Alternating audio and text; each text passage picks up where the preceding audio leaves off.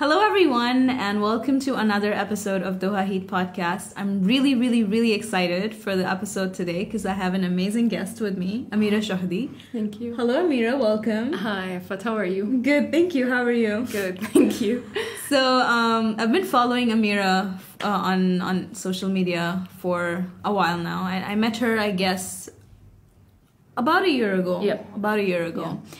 And, you know, she's an awesome woman. She makes me feel really proud to be a woman. And that's why I invited her for this show specifically, because we're celebrating International Women's Day this coming Friday. So we wanted to talk about all things women in this episode. Yes. And one of the really interesting things about Amira on her social media is that she has a way of ranting online, you know? And it's really interesting because she has a very gentle and soft voice, and then she rants, and it's just a great combination. I'm very amused, and I agree with everything she says, but it's also very amusing with that gentle voice and just being like, you know. So you'll get to hear a bit of that today, hopefully. Thank you for the introduction. Thank you for having me here. It's an honor. I'm really happy that you're here. Thank you. So tell us a little bit about yourself. So, so I am Amira Shohdi. I graduated with a double major in literature and media studies. And then right after I graduated, I moved to Doha because my family lived here. And I got my first job in financial PR. And then that lasted for about 2-3 years. And then I got my second job in a very corporate world kind of job. So, but my passion for media and voicing my concerns as a woman who's been raised most of her life in New Zealand, but a part of her life in Egypt and then a part of it here in Doha, I got to see a lot of different cultures, and I got to see how women are being treated generally, not just in the Middle East, but, you know, in Europe and in the Western world. So I started to have ideas and I started to have experiences, and I found that the social media was a great tool to connect with other people and to talk about these experiences. And now that I've gotten kind of a good hold of it, nobody can shut me up. So yeah. So tell me a bit about when this started. Like, what, maybe you had an experience that got you really in. Like for me, going to college was a big eye-opener. Yeah. Also because I got to see the way people perceived women, and especially in media. Yep. And and that's when it started. And learning history and colonization and how that impacted things. And I just realized that, you know, the things that I've been brought up with, thinking about women a certain way, and the fact, and even just thinking about women in Islam a certain way. Yes. And that really changed when I went to college, and I realized what impacted, you know, women's growth in society and all of that. Yeah. So for me, that was a big eye-opener. Did you have a certain experience like that? Similar, actually. I was also kind of raised in a family that was not so strict, but was not so open and liberal, and not as open as I believe I am now. So I had kind of a mixed upbringing where, especially from my dad's side of the family, things were really strict, and my mom's side of the family was kind of moderate. And as I grew up, I was a lot more influenced by my dad's side, just because I think I also wanted to always make him happy and proud. So there were certain things I did not question too much. There were certain things that he always did support me to read and find out things for myself, but I was also kind of always supported to listen to what other people thought and what other sheikhs said and what this person. So I felt like I was really influenced until at some point there were a lot of things I kept doing, but I didn't really believe in what I was doing anymore. So I just had to go back and read certain things. I just had to go and ignore certain things I kind of believed were right, but deep down it just kind of made me, you know how you can sometimes hold on to things that just make you a bit more bitter? Like you're doing something and you know it's whether or not it's right, but you're doing it because you believe you're supposed to, but it kind of makes you bitter and more judgmental, not just towards yourself, but towards people around you. And I became very bitter and judgmental at some point. I was dressing up very kind of very modestly, and I was being very strict, and my friends stopped calling, and people stopped wanting to tell me what they were up to. I was becoming very, very, very strict, and especially towards other women, especially towards family members. And it wasn't because, when I look back, it wasn't because what I thought that they were doing was wrong. It was just that they were doing things that I couldn't do, and I was taking it out on them, and I was being judgmental just because I couldn't do them myself. And so I had to take a step back and just say, mind your own business. Why don't you focus on what's really upsetting you? And why don't you look inside? And when I did that, and I started becoming really honest with myself, and I started saying, I don't care what other people think. I'm going to do this for me, as long as it's not affecting anyone or harming anyone. I started to get some clarity. I started to get some happiness. I started being healthier. And then I started focusing on, well, wait, what put me in this position? And a lot of the things that put me in this position were not necessarily me, and not necessarily other females in my life, but mostly men and society, and the way schools have been treating girls, and the way I've been raised. So at some point in my life, I felt like, oh, I'm really ready to talk about all these things now openly, and to see what other women have to say. That really resonates with me, because it's we have internalized our own oppression, which is why you had that kind of judgmental outlook towards other women, because you internalize what we're thought we should be like, and that's why some of the times you see that women are the worst enemies of women. And, I was really harsh. Like sometimes I'd say things, and my sister would be like, I'll see a girl I know with a photo with her husband, and he's kissing her on the cheek, and I'll be like, oh my god, I can't believe she did that. And my sister's like, he's your husband, it's none of your business, it's their life. And I'm like, it's just because I wanted that, and I couldn't have it at that time. And they were open and free to do whatever. They didn't care what society thought. They didn't care about this and that.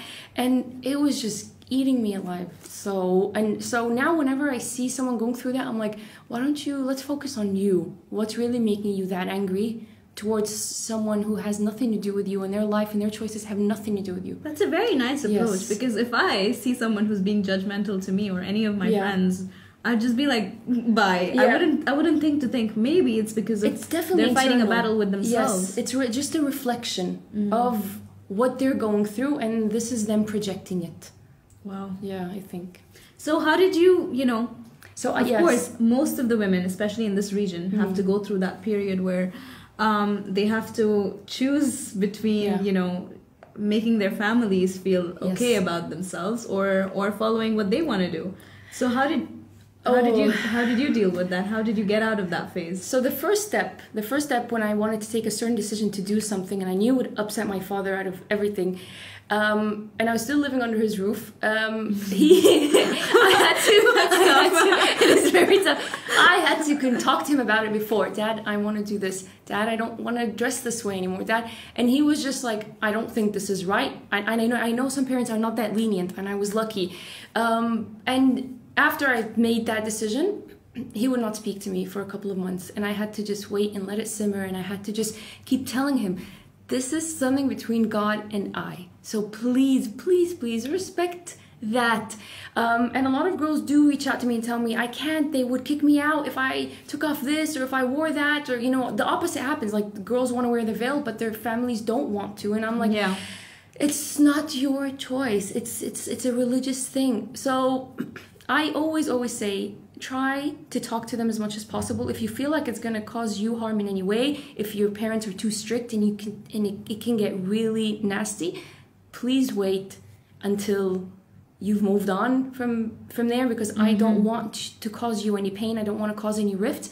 But if you feel like there's room for talking, try to catch up on your reading, try to explain why you feel the way you feel, what you believe in, and take it from there. But always try to talk to them.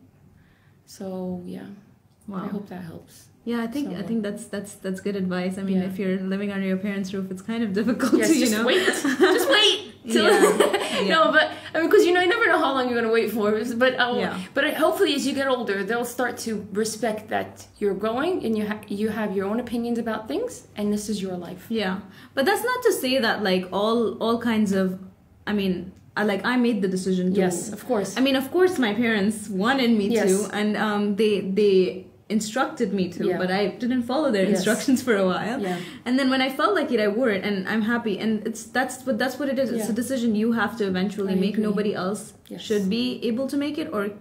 And And sometimes it's also, for me, it's also a burden because I feel like I have to act a certain way because I'm wearing the hijab. That's a thing. Because I'm representing Islam all of a sudden and all of this. That's very true. Yeah. That's the thing.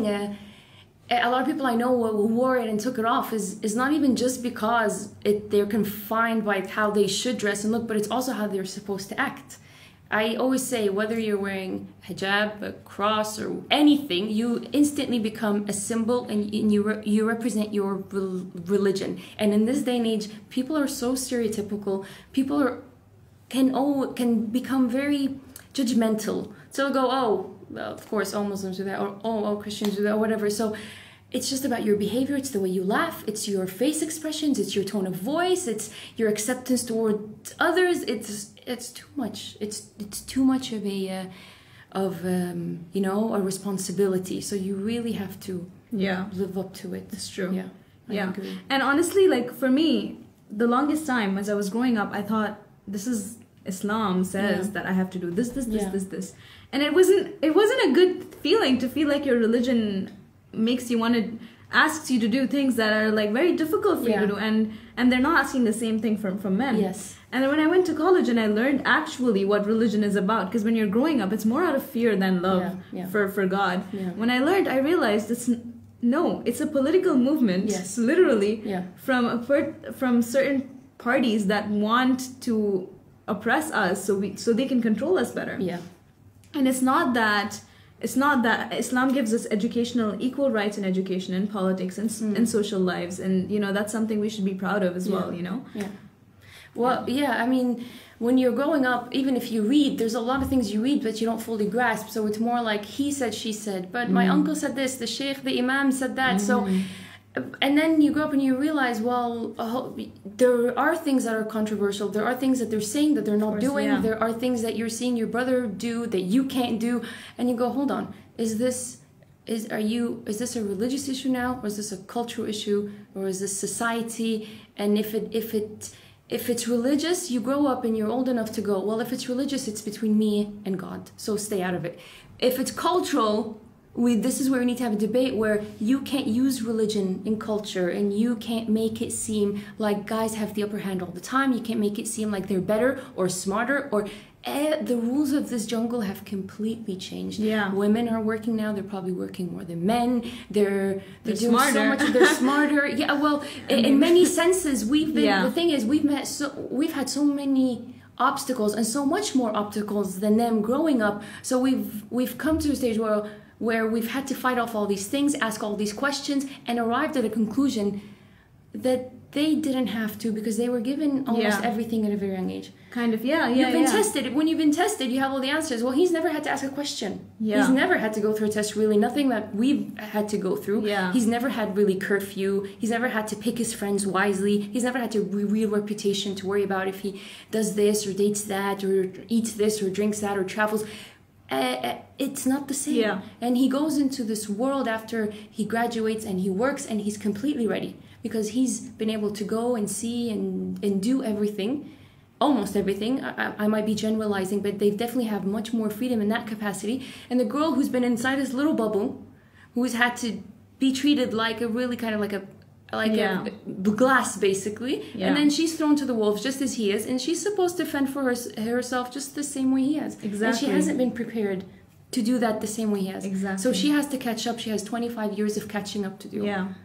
Yeah, that's one of my biggest concerns. Like telling people that something cultural is something religious. Exactly. And like embedding in, like indoctrinating it within us, so then we start actually growing up believing that, and it takes time to learn that it's not the case. It's difficult. And unlearn it. Like sometimes I'll still catch myself going. You'll see a picture, for example, two people doing something, and it's wrong in both scenarios. But you always look at the girl and go, you could have done better. You have a reputation. Yeah. And you go, well, he has a reputation. And then I have to stop myself. Amira, no. You have to be that. You have to start with yourself. Don't look at her like that. If you're going to look at her like that, look at them equally like that. Because they're both doing something you think is wrong or you think is haram or whatever. So, and just don't judge. Just swipe. Just look at it. So it's... I mentioned this before, like when I ask my friends who have kids and I go, is there a piece of advice what is a piece of advice you give to your daughter, and what is a piece of advice you'd give to your son? And you might have heard me say this before, and a lot of them go, well, I would tell my son to be strong and to be brave and to grow up to be able to, you know, care for his family and to be smart so he can get a good job. And I'm like, great, so what would you tell the girl? You're like, you know, just take care of yourself so that you can find a good husband and make sure. And I'm like, whoa, and what age are we living in? Yeah. Where she's gonna have to do the exact same things he is. So why aren't you giving them both the same piece of advice? Why aren't you telling him, find a good wife? Why aren't you telling her, be brave and be strong? Don't let anyone get in your way. You're gonna have to grow up someday. You might have to carry the entire family on your back. You might never have kids. Be prepared for that. It's not what life depends on. I mean, why are we from such a young age? She's such a young age. She thinks she's gonna get married and have kids. What if that's not what life has for her? The guy's completely prepared for that scenario, but she's not. Yeah. He's been told he can marry up to 4. So if one of them can't give him something, the other can, or if he gets whatever. So who's censoring all this? Nobody. It's the families and it's the schools and it's society. So that's... Yeah. From what you said, like, this reminds me of something I read on social media once, and it really stuck with me, because it was basically, you know, when you hear of like cases of like assault, sexual assault, rape and all of this, and you think... And immediately you think, what was she doing? Like, what was she wearing? What was she wearing? What time was it? What time was it? Was she what alone? scenario was she in? Exactly. And when you do that, when you judge a woman, and we do that as women, we do that because we know. I mean, of course, there is this thing where, you know, you have to be safe and you have to take care of yourself and try not to put yourself in a position. Yes. But at the same time, when you say that, you're justifying it in a way. You're literally justifying her being abused, and that's not okay. You know, you shouldn't even go there. From what I think, is you should just focus on the man and what his issue is and why he feels like he has any right to do that, and why society can look at them and judge. Like, under what circumstances is that okay? Yeah. Let's go to a lighter topic.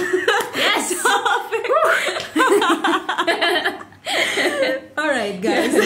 All right. Yes. So tell me, you started this Egyptian blog, I remember. Yes. Nostimasi. Yeah. Correct. I don't know half how to say Egyptian. it, Nostimasi means half Egyptian. Yeah. And I started, that was how I broke into the social media world. It was just, it was a series where I would talk about things as a person who's half Egyptian, half Kiwi, who's her roots are Egyptian but has been raised abroad, and the kind of issues that I feel like our society is dealing with. People like myself who, you know, are like myself, who have a liberal point of view but have gone through certain things and have questions for the rest of the community and the people who are not like me or the people who are like me. So I would talk about cultural issues, marriage, divorce, raising kids, why we don't speak Arabic as much as we should, because you know, for all Arabs we should be speaking Arabic, but that's rare these days. Just things like that, how we should raise our daughters, our sons, and that took off and it was great. I did that for about almost 2 years, and then I was just like, I'm good, that was enough. And then I tried to move to fashion blogging at some point. That got me, it was interesting. I also got bored, so I had to do things on the side. So I started writing, I created a website, and then I started the movement. Yeah, so I can't do it all. It's I remember you started a few months ago. Do you want to talk a little bit about that? Yes, so a few months ago I was just basically sitting in the office with some friends, and we were all kind of venting and complaining and talking about how we feel like we have to juggle all these things. And some of us were single ladies, some of us were married with kids, some of us were just married, and I felt like we were all from different parts of the world. You had an Australian, you had a Qatari, you had an Egyptian, you had a Syrian, and I was like, oh, we're all from different parts of the world, different ages, different lifestyles, yet we all have these kind of common areas of concern. Yeah, it was too much. So that's when it was triggered. I'm like, I'm just gonna launch this movement or initiative or whatever, and I want to call it I Cannot Do It All. And I just want to see, are other women gonna open up? Are people gonna hear me out? Am I gonna be the only one? And I just launched it, and the feedback was great. Especially, it got picked up a lot by social media. A lot of support. Some people did open up. A lot of people did get in touch. A lot of people said we'd like to send messages, but anonymously, and I was like, that's fine. But I did get one or two people who were like, you shouldn't name it I cannot do it all. That has negative connotations. Why don't you name it something a bit more upbeat and positive? I'm like, it's not. And they were women, of course. And I was like, no, what do you mean upbeat and positive? This is not an entertainment. I'm not trying to sell you a product. I'm trying to say something. And if you don't get it, then that's fine. But I'm not going to change it. And yeah. I think we all, I mean, not just women, I think in general, like, we're all, like, slaves to the idea of having, like, positive vibes and just... all the time. Encouragement and, you know, you can achieve this and you can achieve that and all of this. But sometimes you have to realize you can't achieve all of that. And just that realization is very important. I think that's one thing that your movement is doing. Of course, very much for women because... Yeah. Do you want to talk a little bit about, like, what I can do it all means and why it's so important for women to understand that and own it. Yes. So what I can't do it all means, it just means that we cannot be and do everything that is expected of us by everyone around us, especially without help. So some people did get in touch and say, no, I can do everything. I have help. I'm like, yeah. You can do everything with help. So still, that defies the whole sentence where you said, I can do it all, because you're not doing it all on your own. So what I'm saying is you can't have the perfect career and be committed to your job and have kids who you look after at home when you're supposed to be at work, and you can't have a healthy lifestyle and still manage to keep up with your husband and his needs and your family and your friends. You can't do all that. You can't do all that without dropping the ball every once in a while, and you can't do all that without having help at home and understanding friends and colleagues and a line manager who will understand when you say, no, my kid is sick, I have to go home. So you have to have an environment of people who are enabling you to try to get it all together. But there should be no need where you feel like you have to look and sound happy and perfect and positive all day, every day. Which is why I always say, if you're following someone on social media, a man or a woman, who you feel is portraying a lifestyle that isn't genuine to you and makes you feel like you're not good enough, who goes out there and says, this is what I look like, I work out hard to do this, and you know it's cosmetic surgery, you know it's that, and they're not straightforward and honest. I don't have anything against cosmetic surgery. I just have things against women who make their life seem a certain way, an unattainable way, and say certain things that are not real, and then all the other women around them, especially girls younger, who have to look up to them and go, I wanted lips like that or a nose like that, and these are all things she bought. It's not fair. Just go. You have to let people know you're flawed. Your nose might be too small. It might be too big. Your hair might be too thin. It's not too long. You have to talk about these things and then embrace everything else. You want to Photoshop go ahead, but let people know that's something you do. Because you have no idea the effect of that kind of media content on younger girls. I have so many friends and I have so many family members who are young who look at these girls like, when you ask her, what do you want to be when you grow up? She goes, a fashionista. I'm like, no, give me an ad. Like, why? Do you like fashion? She's like, no, but look at her hair.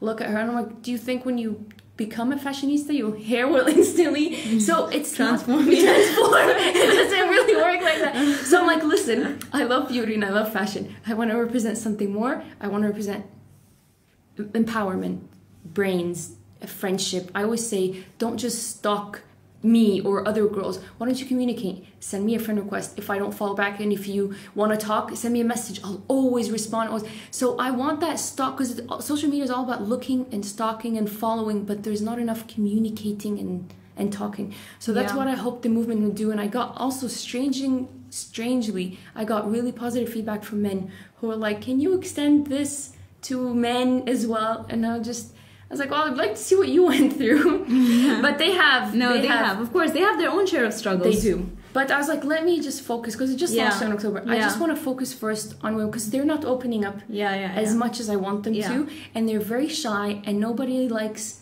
to air, I wouldn't even say dirty laundry. They don't like to air any personal issues. So a lot of people will send me things that are anonymous.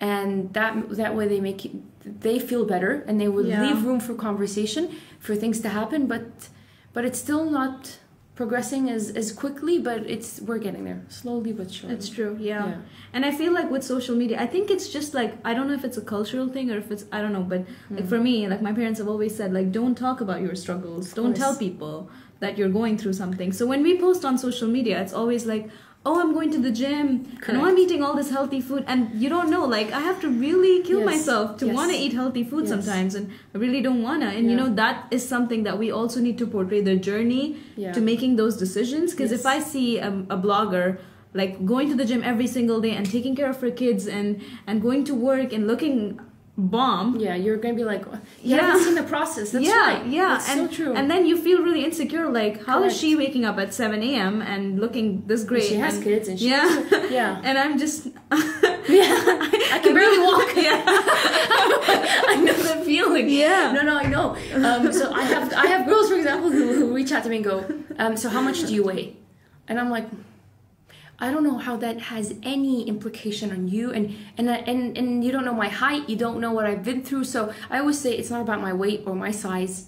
You don't know how I'm doing. So I would rather ask, are you eating well? Compared to your height, do you feel like you're healthy? Do you recommend a certain diet? Do you recommend a certain doctor?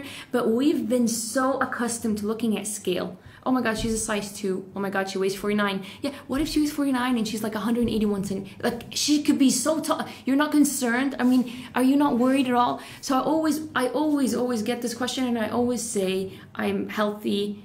It's not about this. It's not about that. It's just the way that some people are programmed to think. But yeah, it's definitely exhausting. But like you said, it doesn't show. They don't show you the timeline of how they went through this. Like a very famous fashion blogger I used to follow, I unfollowed her because she did this video. It says how I lost 20 pounds or something like that. So I in 2 days. Yes, something. So I clicked. There's 2 million other people clicked, and it was just because she got sick. She's like, so I got sick and I couldn't eat. And I'm like, then don't put that as your bloody. I was like, that is so misleading. Yeah. That is so unfair. That is such bad advertisement. It is awful. It is awful. I just followed her right then and there. I mean, and then I think also she posted a picture saying, this is me. She did the 10-year challenge. And she goes, this is me 10 years ago, just bigger hair and 20 pounds overweight or whatever. But she didn't mention that she also had Botox. She didn't mention that 20 years back, she didn't have the nose job. She didn't get her lips. Like, just don't be fair to other women. Just talk about it. It's a responsibility. It definitely is. Yeah. Like, they're your followers. They're the ones who put you where you are. You at least owe them that. Yeah. That honesty. To be accountable. Yeah. And honestly, like, this is something that I've also been following, that if there is someone who gives me the minutest of toxic vibes, unfollow them. Social media is already a very toxic place to be on. Completely. Unfollow them. Yes. You don't need to follow them. You're not getting anything out of it. Anything. You know? They are. Definitely. But you're not. Don't. Yeah. No, and even if it's your friends who are giving off toxic vibes, unfollow them. Like, I'll have people who go in and out. I kid you not. I'll check my storyline, at least the first 50 people who checked it. It's something I like to do. And I always see certain people who check my storyline on a daily basis but choose not to follow me. And at some point, I'm like, and then people I know. Interesting. Yeah. All the time. All the time. They will do it. You know, there's at least maybe 50 people who've done this for the past 2 years. They choose not to follow me, but they're religiously on my storyline. So, like, I see you. Like, I see you, and I see you seeing me. So why not follow back? You're already there every day. And that's when I go, I'm sorry, I'm blocking this. If you're not ready to move past that stalking phase, and if you don't want to do this, very toxic, it's making me very uncomfortable. And sometimes I'll initiate by sending them a follow request, which they would decline. And then I'm like, oh, no, I don't do psychotic cases. I'm doing this for a different reason. So it's a very scary place. Yeah. You don't know how people think. It's true. Yeah. And also just the fact that they're willing to spend their time trying to stalk you all over the place and then not be open about it. I mean, kind of, I'll follow you back. We'll talk. We'll do something, but it's just, I can't explain it. Yeah. So yeah. Let's talk about positive things. Like, what has happened over these years? I think that's the point. Okay, positivity. I've met so many incredible women through the movement and through everything that I've done. I just had a girl who I met a couple of months back send me a couple of amazing books via post, and I didn't know her just last year, but I think a couple of months ago we met, and now she sent me books, and we're exchanging books via post, and we're reading things, and I've met people who who have been amazing and very kind and very open and very generous with their knowledge and their friendship. So there's a lot of good that's come from it. Because if there wasn't enough good, I would have quit. I would have definitely quit by now. I would be like, screw it, I'll just stay with my personal account and I'll just shut this one down. And I wouldn't, this is not my full-time job. But I do it because it makes me happy and it makes other people happy. And I even had 2 cases of women who reached out to me who I did a video on depression, and I was going through it for a while last year, and after I passed it, I was like, I want to talk about this, and 2 women emailed me back and said, hey, we are thinking of suicide separately, just maybe a month apart. And I was like, oh, okay, this is not a pair of jeans I'm going to advise on. So I have to be very, very careful. So I said, first of all, you have to see a doctor. You have to see someone. And one of them didn't want to, so we just started talking. And then she's an artist who'd quit, drawing and painting, and she went back to that, and she had issues with her parents, so I kind of pushed her to start talking to them. We started Skyping. And I believe they're both in better places now. One of them did end up seeing a doctor, one of them didn't. But I was like, if I go tomorrow, if I'm not in this world, I know that these 2 people will have something positive to think of me. And go, this person helped me wake up in the morning one day.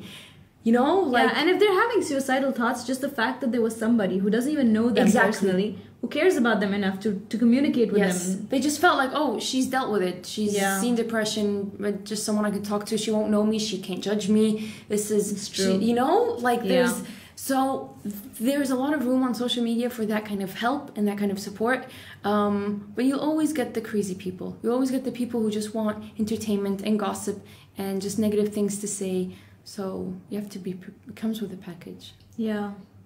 So the reason I said we should talk about positive things is because that's what International Women's Day is about originally. It's about celebrating the achievements of women, and we have achieved a lot. Of course, we really have. Yeah, all over the world. I mean, you've seen the Me Too movement and what's happened with it, and you hear a lot of people now, not just celebrities, openly talk more and say more in their workplaces, at home, just saying enough, I can't do this, or please help me with that. I think the more we talk with each other and the more we stop standing against each other and with one another, there's definitely room for a huge improvement. But we should definitely be proud to be who we are. And I always say our biggest enemies is not just other men who don't know better. It's other women who know better but choose to not do anything about it. Yeah. And I was listening to this podcast the other day where this woman was saying that shout out other women. Talk about how they're supporting you. Talk about how they're helping you out. Because, I mean, why do we, when we see another woman who's successful, why do we just like back off, or we think, I wish I could have had that, but we don't really celebrate them because they have gone through so much struggle to get there, and it's very important that we celebrate them. And I think that's another way we can make social media positive, by celebrating each other's achievements, even if you don't know them. You know, it's I feel like that's changing a little bit, where more and more women are being more supportive, and like we have a community, like you have a community with I Can't Do It All, with Doha Heat. I was making a video for International Women's Day, and I realized there are so many amazing women who've come here and talked, I really just think that if we want to make our situation better, it's with other women's help. I agree. Some of us are kind of shy, and some of us are very egoistic.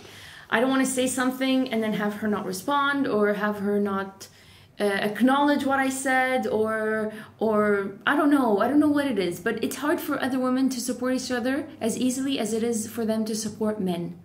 That's what I feel sometimes. And I just feel like, because you don't have a competition with them, you know. We're competing with other women. I don't know why. There's room for us all. There's room for us all. There's room for imagination. There's room for money. There's room for business. I've never seen anyone go, sorry, we can't take you or love you because we love her. I mean, if you have your own original identity, and if you're not copying anyone, nobody's gonna go, no, we have another one of you. We don't have another you. There's only one you. So I always say, love her for who she is and support her. If you do, if you don't, that's fine. But just don't tear each other down. Like, that's also something. I see so many women leave comments, and even men, on other women's pages that are negative. I'm like, why couldn't you just shut up?